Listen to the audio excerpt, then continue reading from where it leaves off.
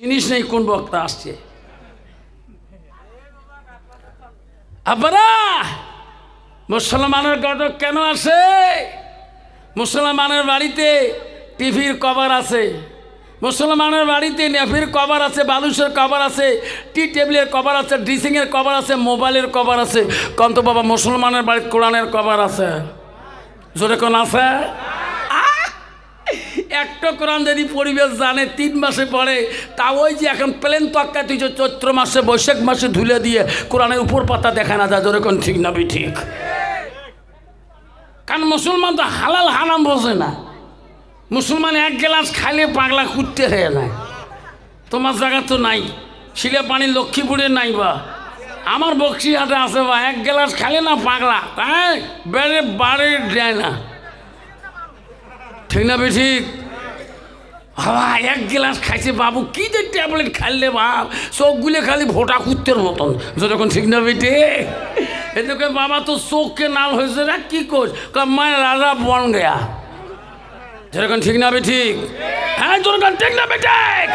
মুসলমান যদি মদ না খায়, মুসলমান যদি গান্দা না খায়, মুসলমান যদি সুদ না খায়, মুসলমান যদি তাস না খেলায়, যদি মুসলমান ট্যাবলেট না খায়, যদি মুসলমান ড্রাগস না খায়, তাহলে ভারতবর্ষের জমিনে এই কয়টা কোম্পানি সরকারের কাছে বন্ধ হয়ে যাবে। যেরকম ঠিক না বে ঠিক?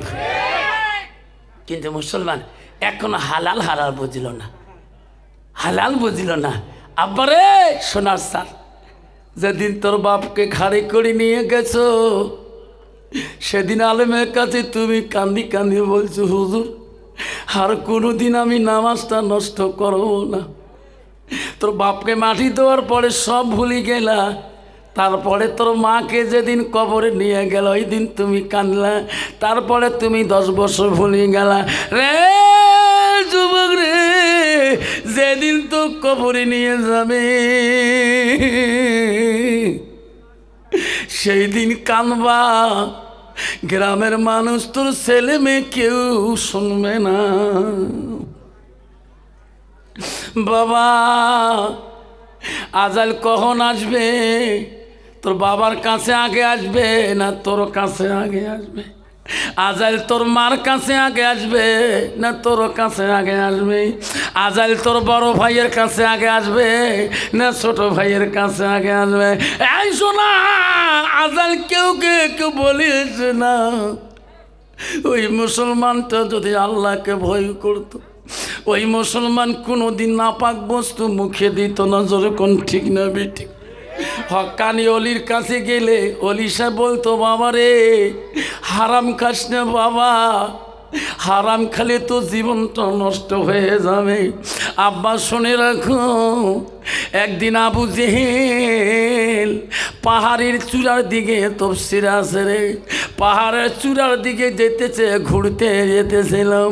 আবু জেহেল লক্ষ্য করে দেখে একটা ছেলে পাহাড়ের টিলে উঠে আর নামে। আবু জেহেল মনে করলো, কে রে এই পাহাড়ের টিলের থেকে উঠে নামে, কে রে পড়ে গেল তো কষ্ট পাবে। আবু জেহেল চিনতে পারে নাই ওটা কে। আবু জেহেল দ্রুত বেগে যেয়া দেখে ওটা আমার নবী মুহাম্মদুর রাসূলুল্লাহ।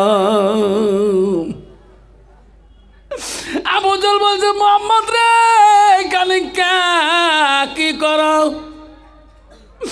নবী বলছে, চাচা সব বন্ধুদের বাবা সে ডেকে নিয়ে যায়, আমার আব্বাটা কেন আসে না? ও গো চাচা, সবাই আব্বা করে ডাকে, আমার আব্বাটা কোথায়? আবু জেহেল বলছে, মুহাম্মদ তোমার আব্বা যখন তোর মার পেটে তুমি 6 মাসই গর্ভ ছিলে, তখন তোমার আব্বা ইন্তেকাল করেছে। মোহাম্মদ রে চল, বাড়ি থেকে চল, বাড়ি যাই, আয় বাড়ি থেকে চলে যাই। বিশ্ব নবীকে ডেকে আনলো। আবু জেহেল মোহাম্মতের উটটা যেটা দিয়ে সওয়ার করে আবরান করে, আবু জেহেল উঠকে বলে, উঠ বসি যা, আমার পিছনে মোহাম্মদ বসবে, বাড়িতে পৌঁছে দেবো। উঠ বসে না, উঠ বসবা না, বসি দাউদ লাফালাফি করে, আবু জেহেল মুহাম্মদের উট এমন জোরে চাবুক মারা শুরু করলো, মারতে মারতে উটের অস্তিত্ব নষ্ট করে, তবু উট বসে না। উট বলে, আল্লাহ আল্লাহ আমার জবান খুলি দে, আমি আবু জেহেলের গোলাম হইতে পারি, কিন্তু বিশ্ব নবীকে আমি আবু জেহেলের পিছনে বসে নিতে পারবো না। আল্লাহ ইনি হবে রহমতের নবী, ইনি যদি আবু জেহেলের সামনে বসে তাহলে আমি বসবো। সুবহানাল্লাহ। আল্লাহ উটের চোখের পানি, আল্লাহ উটের জবান খুলে দিলেন।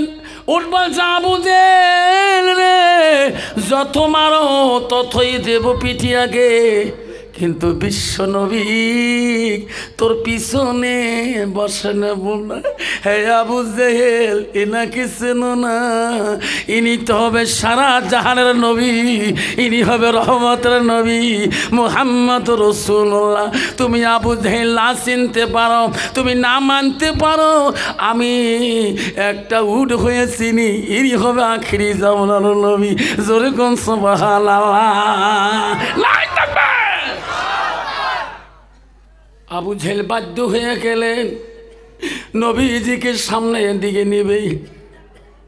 আস্তে করে নবী সামনে উঠলেন, আবু জেহেল পিছনে উঠলেন।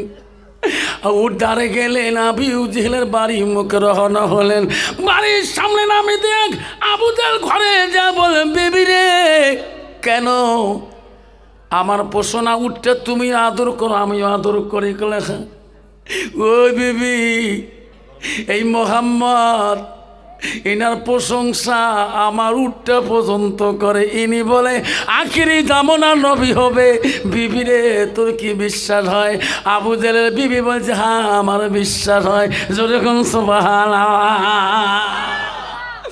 আব্বারে, একটা বনে হরিণ, একটা যদি মরুভূমির উট যদি নবীকে চিনতে পারে, একটা নবীর উম্মত হইয়া একটা নবীর ভালোবাসা চিনতে পারল না, একটা নবীর সুন্নতকে ভালোবাসা দিতে পারল না। যেরকম ঠিক না বিটি? দয়ার নবী প্রেমের ছবি আর আসবে না। সবাই কম, দয়ার নবী প্রেমের ছবি আর আসবে না। হাসরার দিনে উম্মতের বিনে, হাসরার দিনে উম্মতের বিনে যাবে না নবীজি বেহেশতে, যাবে না নবীজি বেহেশতে। দয়ার নবী প্রেমের ছবি আর আসবে না। নবী আমার 63 কাল জিন্দাগি কাঁদছে বড় উম্মতি, 63 কাল জিন্দাগি কাঁদছে বড় উম্মতি। এখনো কান্দে শুয়ে মদিনাতে, এখনো কান্দে শুয়ে মদিনাতে। দয়ার নবী প্রেমের ছবি আর আসবে না, আর আসবে না। বাবা, সেই নবী জগতে আসবে, আরো আসবে গো। এই যে নবী যা বলি গেছে আমরা মানবো কি না? আমরা মানি চলবো কি না? আবার শোনা চান আল্লাহ রসুল বলো লাইফ মেনু না হাদুকুম হাত্তা কুনা খাব্বা ইলাইহি মিন ওয়ালিদিহি ওয়া ওয়ালাদিহি ওয়ান নাসি আজমাইন। আমার নবী বলে ওই মানুষ যতক্ষণ পর্যন্ত পূর্ণাঙ্গ মুমিন হইতে পারে না, মুসলমান হইতে পারে না, যতক্ষণ পর্যন্ত নিজের ছেলে সন্তান পেতে মাতা অন্য মানুষ মানুষের ত্যাগী আমার নবীর ভালোবাসা উম্মতের ভিতরে থাকবে না, অতক্ষণ পর্যন্ত মানুষটা পূর্ণাঙ্গ মুমিন হইতে পারে না। ও আমার শিলা পানির মা বলেরা, আমারা শুনে রাখো মা, ও মা বোনেরা, বহুত মা বোনে শিয়েছেন হুজুরের খানকায়, মা আল্লাহর অলির খানকায় শিয়েছেন মা। আল্লাহ রসুল কি বলল শোনো, আল্লাহ নবী বললেন আলমারা তুই যা সাল্লাত খামসাহা। আমার রসুল বলল কোনো একটা মেয়ে যদি 5 ওয়াক্ত নামাজ পড়ে, আমার রসুল বাবা সামাজ শাহরুখা, ওই মেয়েটা যদি রমজান মাসে রোজা করে, আমার রসুল বলল আসানাত ফারাজাহা, ওই মেয়েটা যদি পর্দায় পুশিদায় চলে, আমার রসুল বলল আতাত বালাহা, ওই মেয়েটা যদি স্বামীকে ভালোবাসে, আমার নবী বলো ফাঁকা দেখলো মানাইও আবু আবিল জান্নাতির সাদ, নবী বলো ওই নারীদের জন্য আল্লাহ 8টা জান্নাতের দরজা খোলা রাখবে। দেখুন সুবহানাল্লাহ, জোরে বল সুবহানাল্লাহ।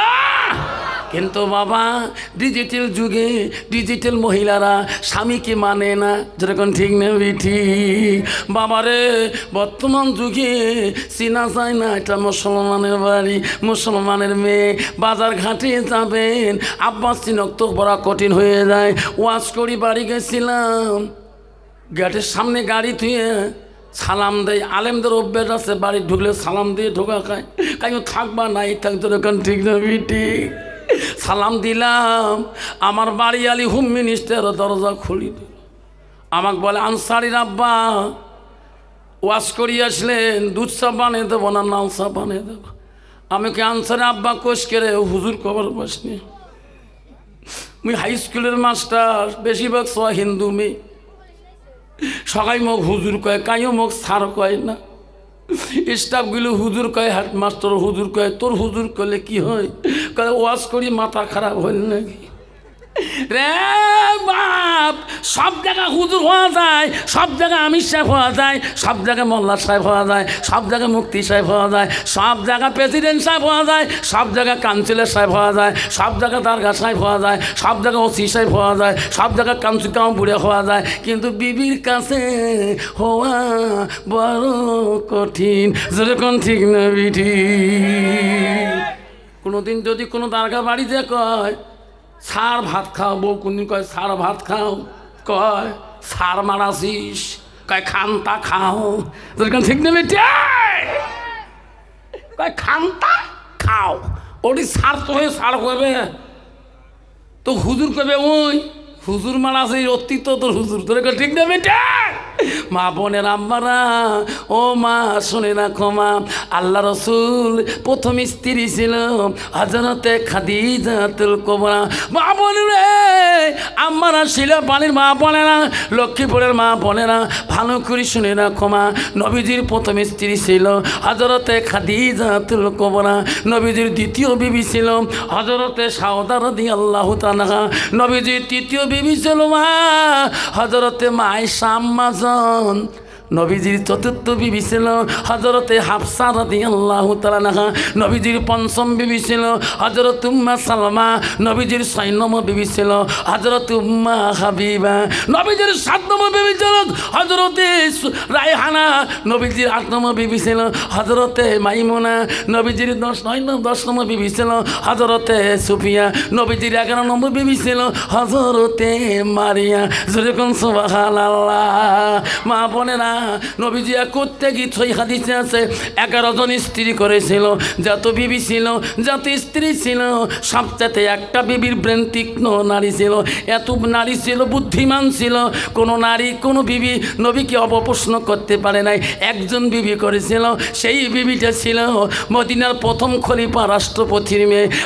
মা বলে না, মদিনার প্রথম খলিফা হযরত আবু বকরের কন্যা হযরতে মা আয়েশা সিদ্দিকা ছিল নবীজির তৃতীয় স্ত্রী, তিনি ছিল বুদ্ধিমতী নারী, তিনি ছিল কোরআনের হাফেজা। যেরকম সুবহানাল্লাহ।